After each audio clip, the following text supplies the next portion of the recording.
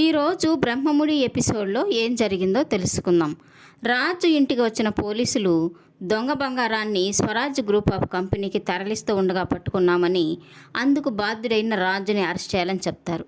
ఇక వాళ్ళ తాతయ్య అయితే మా కంపెనీకి 100 సంవత్సరాల చరిత్ర ఉంది, అలాంటి మోసాలకు మేము ఎప్పుడూ పాల్పడలేదని చెప్తాడు. ఇక అపర్ణ అయితే ప్రస్తుతానికి రాజు కంపెనీ బాధ్యతల నుంచి తప్పుకున్నాడు, రాహుల్ ఆ బాధ్యత చేపట్టాడు, మా రాజుకి అలాంటి మోసాలు చేయడం అవసరం లేదు అని తను చెప్పడంతో ఇక రాహుల్ వాళ్ళ అమ్మ అయితే నా కొడుక్కి మోసం చేయడం అలవాటు అంటావా అని తను కూడా అంటూ ఉంటుంది.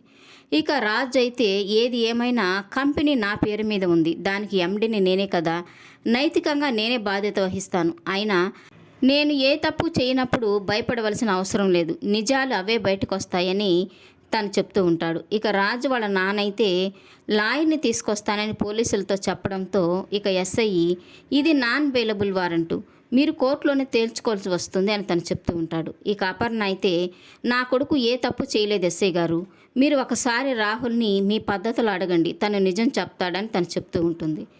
ఇక స్వప్న కూడా అవును ఎస్ఐ గారు, రాజు ప్రాణం పోయినా ఇలాంటి పని చేయడు, అదే రాహుల్ అయితే ప్రాణం తీసైనా ఇలాంటి మోసాలు చేస్తాడు, మా అత్తకు కూడా మోసం చేసే అలవాటు ఉంది, కానీ మరీ స్మగ్లర్స్తో డీలింగ్స్ ఉన్నాయని నేను అనుకోవడం లేదు, రాహుల్ మీదే నా అనుమానం అని తను చెప్పడంతో ఇక రాజు అయితే నా కోసం నీ భర్తని అత్తని చెడు చేయొద్దు స్వప్న అని తను చెప్తూ ఉంటాడు.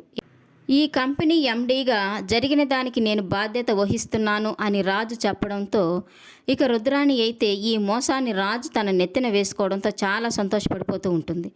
ఇక రాజుని అవమానించాలని నువ్వు కంపెనీకి వెళ్ళి చేస్తున్న మోసం ఇదా రాజ్, తాతయ్య ఆశయాలన్న తొంగలో తొక్కి ఇంత మోసాన్ని కొడిగడతావా, ఇదంతా చేసి చివరికి రాహుల్ మీద నెట్టాలనుకుంటున్నావా అని తను చెప్పడంతో ఇక అపర్ణకి చాలా కోపం వచ్చి మరొక్క మాట మాట్లాడావంటే నేనేం చేస్తానో నాకే తెలియదు రుద్రాణి, ఈ ఇంట్లో కూడా నేను ఉంచను, ఇక్కడి నుంచి వెళ్ళగొడతాను అని అరుస్తూ ఉంటుంది. ఇక స్వప్న అయితే ఇంత జరుగుతూ ఉంటే ఈ కావ్య ఎక్కడికి వెళ్ళింది అని అనుకుంటూ ఉంటుంది.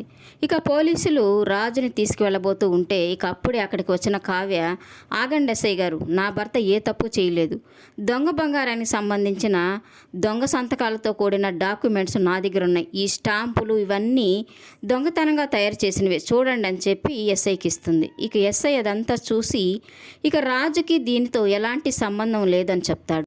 ఈ డాక్యుమెంట్స్ చూసిన తర్వాత ఈ మోసానికి పాల్పడింది ఈ రాహులే అని ఎస్ఐ చెప్పడంతో ఇక స్వప్న అయితే నేను మొదటి నుంచి చెప్తూనే ఉన్నాను కదా, ఈ మోసం చేసింది ఈ రాహులేనని, ఇతని నడి రోడ్డు మీద కొట్టుకుంటూ ఈడ్చుకుంటూ వెళ్ళండి ఎస్ఐ గారు అని చెప్తూ ఉంటుంది. ఇక రాహుల్ అయితే నాకు ఈ మోసానికి ఎలాంటి సంబంధం లేదు, ఇదంతా ఈ కావ్య కావాలని చేస్తూ ఉంది అని తను చెప్పడంతో ఇక కోపం వచ్చిన అపర్ణ రాహుల్ని చెంప మీద ఒకటి కొడుతుంది. ఈ ఇంట్లో పెరిగి ఈ ఇంట్లో తిండి తిని ఈ ఇంటికి ఈ కంపెనీకి ద్రోహం చేయాలనుకుంటున్నావా అని అరుస్తూ ఉంటుంది. ఇక తనని కొట్టేసరికి రుద్రాన్ని కూడా వదిన అని గట్టిగా అరవడంతో నోరు మూసుకో రుద్రాన్ని, మరొక్క మాట మాట్లాడావంటే నీ చెంప కూడా పగలగొడతానని అరుస్తూ ఉంటుంది. ఇంత మోసం చేసి నా కొడుకుని పోలీసులు తీసుకెళ్తుంటే చూస్తూ ఉంటావా, ఈ మోసాన్ని నా కొడుకు నెత్తినేయాలనుకుంటావా, నీలాంటి వాళ్ళు ఇక్కడ ఉండకూడదు, నీకు కరెక్ట్ అయిన ప్లేస్ ఆ జైలే, తీసుకెళ్ళండి ఎస్ఐ గారని అపర్ణ అరుస్తూ ఉంటుంది. ఇక రుద్రాణి అయితే నా కొడుకు అమాయకుడు వదిన, తనకేమి తెలియదు, ఇదంతా కావ్య కావాలని ఏదో మాయ చేస్తూ ఉంది అని తను చెప్పడంతో ఇక కోపం వచ్చిన అపర్ణ నా కోడల గురించి మరొక్క మాట మాట్లాడావంటే ఆడపడుచువని కూడా చూడను, నా కోడలి కాలి గోటికి కూడా సమానం కావు, నా కోడల గురించి మాట్లాడతావా, నోరు మూసుకొని ఒక మూలన పడుండు, కొడుకుని పెంచడం కూడా చేతరదా నీకు అని అపర్ణ అరుస్తూ ఉంటుంది. ఇక రాజు వాళ్ళ నానమ్మ అయితే రాహుల్ని తిడుతూ ఉంటుంది. నీకేం తక్కువ చేశాన్రా, నా మనవులతో సమానంగా నేను పెంచి చదివించి ఇంత పెద్ద బాధ్యత నీకు అప్పగిస్తే నువ్వు చేస్తున్న మోసం ఇదా, తీసుకెళ్ళండి ఎస్ఐ గారు అని తను కూడా చెప్తూ ఉంటుంది. ఇక రుద్రాణి అయితే నా కొడుకు ఏం తప్పు చేయలేదని అరుస్తూ ఉంటే ఇక రాహుల్ కూడా నేను ఈ తప్పు చేయలేదు మమ్మీ అని వెనక నుంచి అరుస్తూ పోలీసులతో వెళ్తూ ఉంటాడు.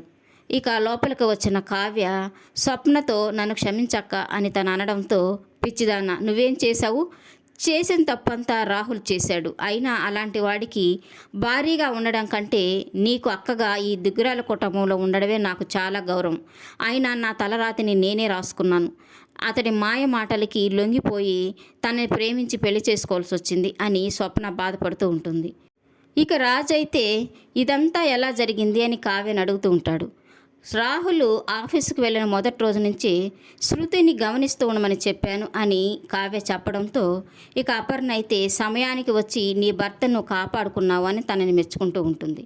ఇక రాజు వాళ్ళ నానమ్మ తాతయ్య అయితే మన వంశ గౌరవాన్ని పరువుని నిలబెట్టావని తను మెచ్చుకోవడంతో ఇక కావ్య వాళ్ళ మామయ్య అయితే శభాష్ కావ్య, ఈ ఇంటి పరువుని కాపాడావని మెచ్చుకుంటూ ఉంటాడు. ఇక పోలీసులు రాహుల్ని అరెస్ట్ చేసి జైలుకి తీసుకెళ్లడంతో రుద్రాణి బాధపడిపోతూ ఉంటుంది. ఎలాగైనా రాహుల్ని ఇంటికి తీసుకురావాలంటే నేను తగ్గి మా అమ్మా నాన్నని ఎమోషనల్ బ్లాక్మెయిల్ చేస్తే వాళ్ళు ఖచ్చితంగా రాహుల్ని ఇంటికి తీసుకొస్తారని చెప్పి వాళ్ళ గదికి వెళ్తుంది. నేను తల్లిగా రాహుల్ బాధ చూడలేకపోతున్నాను నాన్న, తనకి ఏమీ తెలీదు, ఇదేదో మోసం జరిగింది, తనని ఇంటికి తీసుకొస్తే అన్ని నిజాలు బయటపడతాయని వాళ్ళతో చెప్పడంతో ఇక వాళ్ళ నాన్న అయితే ఆ పని నేను చేయనని చెప్తూ ఉంటాడు. ఇక మరుసటి రోజు రాహుల్ ఇంటికి వచ్చి నేను ఏ తప్పు చేయలేదని పోలీసులు నన్ను విడుదల చేశారని చెప్పడంతో ఇక ఇంట్లో వాళ్ళందరూ ఆశ్చర్యపోతుంటారు. ఇక రుద్రాణి అయితే నా కొడుకు ఏ తప్పు చేయలేదు, తనని విడుదల చేయించమని అందరినీ బ్రతిమలాడి అడిగాను, ఒక్కరు కూడా పట్టించుకోలేదు అని ఇంట్లో అందరినీ అడుగుతూ ఉంటుంది. ఇక కావ్య అయితే నీ కొడుకు విడుదలైనంత మాత్రాన తను నిర్దోషని మాత్రం కాదు అని రుద్రాణితో చెప్తూ ఉంటుంది. ఇక రాహుల్ని జైలు నుంచి ఎవరు విడుదల చేయించారు, ఎందుకు చేయించారు, రాజ్ ఏమైనా తనని విడుదల చేయించాడా అనేది జరగబోయే ఎపిసోడ్లో తెలుసుకుందాం. ఈ వీడియో నచ్చినట్లయితే లైక్ చేయండి, సబ్స్క్రైబ్ చేయండి. ఈ సీరియల్పై మీ అభిప్రాయాన్ని కామెంట్ సెక్షన్లో మెన్షన్ చేయండి. Thank you for watching.